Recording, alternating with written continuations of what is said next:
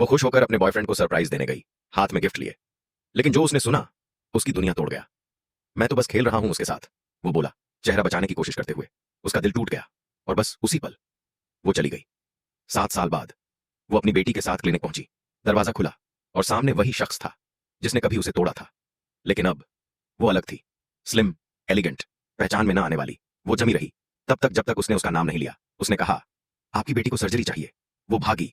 इससे पहले कि वो कुछ याद कर पाए वो उसे जाते देखता रहा, हैरान, क्योंकि उसमें कुछ जाना पहचाना था। बाहर बेटी ने पूछा, क्या वो मेरे पापा हैं?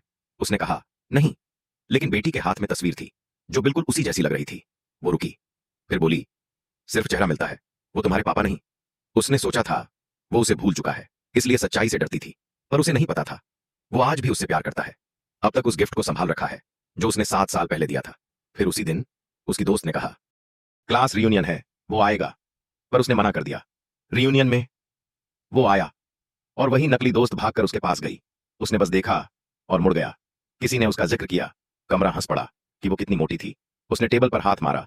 वो नहीं हंस रहा था। तभी उसने और बुरा कहा, मैंने उसे अस्पताल में देखा था, सालों पहले। पेट बड़ा था, शायद बीमार थी, शायद अब मर गई होगी।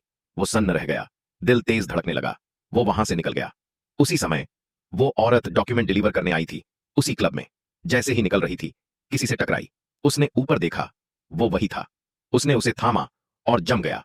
एक खुशबू जैसे किसी की याद दिला रही हो, 7 साल पहले की, जिससे वो प्यार करता था। तभी वो चालाक औरत गुस्से में बाहर आई और अपनी जूनियर को देख भड़क गई।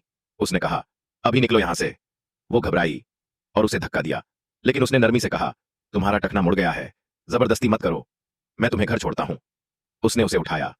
वो नीचे देखती रही, खुद को रोक नहीं पा रही थी। दूसरी औरत जलती रही, सोचती रही, काम पर इसका जीना मुश्किल करूंगी। गाड़ी में उसने सीट बेल्ट लगाई और पल भर रुका। वो एहसास फिर आया। उसने पूछा, क्या हम पहले मिले हैं? वो घबराई, कहा, मैं तो हाल ही में आई हूं, अपनी बेटी के साथ।